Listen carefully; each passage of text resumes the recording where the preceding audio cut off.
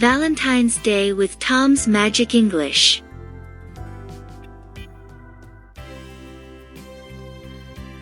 February 14th is a special day. It's Valentine's Day. It is a day of love and affection.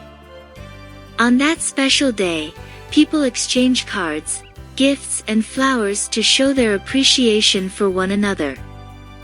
Here are some common Valentine's Day vocabulary. Love, heart,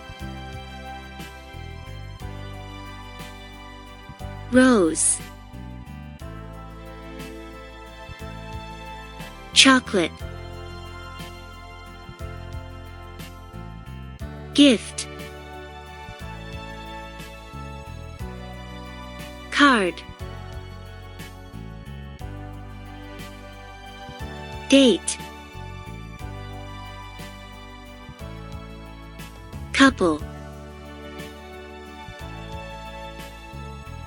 sweetheart, romance, flowers, dinner, candy, hug, kiss, proposal, engagement,